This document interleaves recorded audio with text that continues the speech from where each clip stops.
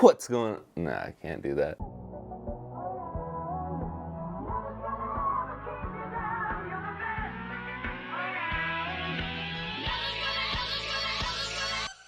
What's going on, guys? It's Jake here, and today we're going to be following another tutorial by the man himself, Peter McKinnon. And this tutorial is going to be a little bit different because it's not really a full step-by-step tutorial. He has multiple videos on this subject, the subject being product photography. I really love doing product photography, and just like the last video, everything I've learned is from this guy. And today we're going to be following his biggest tips and guidelines into taking a dope photo of this Game Boy right here. This is my personal Game Boy, and it has a cool wood veneer on it, and I'll link the veneer in the description down below. But currently, this is my favorite Game Boy in the collection, and I want to take a dope photo of it. So who better to teach me than Peter McKinnon? But like I said, it's not a step-by-step tutorial, so I'm going to be pulling things from multiple different videos of his. And if you're a big fan of Peter, you can probably figure out all the videos that I'm pulling info from. And Pete, if you're watching this,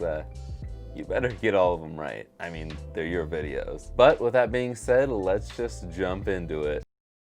So really the biggest main tip that Peter gives is you gotta follow a theme. So whatever your subject is, find the theme that you want to surround the product with. My theme for this is going to be wood. I grabbed a couple things around the house that either looked like wood, was actual wood, or was just a nice brown dark color. And I just slapped them all together, put some in the foreground, some in the background, and then I put the Game Boy right front and center. For the background, I just used this wood shelf thing that we got that I easily can take off the wall. And for the base, I just used an old cookie sheet. And what a lot of people do with product photography is they don't have those extra items to fill the space. They'll have blank space like this picture. I still think it's a pretty cool picture, obviously because I took it, but it would look a lot better if you had other items that were the same color or something related to the product. But if you are interested, that hydro dip shell that I just showed in that picture, I will be selling it and others just like it. If you want to know more information, I'll link my Etsy store and my Instagram page centered around retro gaming. But that's really it.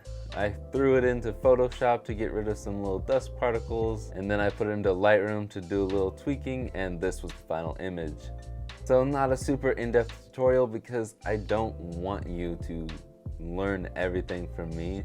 I know it sounds kind of weird, but this is me kind of showing how easy it is to do these tutorials by Peter. Pete, you make great tutorials that are actually really simple and easy to follow. And that's what this series is all about, finding tutorials by other YouTubers. I will eventually do other YouTubers other than Peter, but there's so many tutorials online, and a lot of them are great and a lot of them aren't. Some of them look great, but they're really hard or almost impossible to follow. So that's my mission, is to help people find the good tutorials, find the easy tutorials, find the best tutorials. But that's it for me today. If you guys enjoyed this video, hit that like button just like Brittany always wants you to do. Comment down below if you found all the little Easter eggs from Peter McKinnon stuff in this video. Pete, as always, I love your videos, and hi. If you are new around here, hit that subscribe button, especially if you like this content, because I really enjoy the series and I'm gonna keep doing it. And hit the bell if you want. A lot of YouTubers care. I don't really care. It's up to you. But that's it. So I'll see you guys in the next one. Later, guys.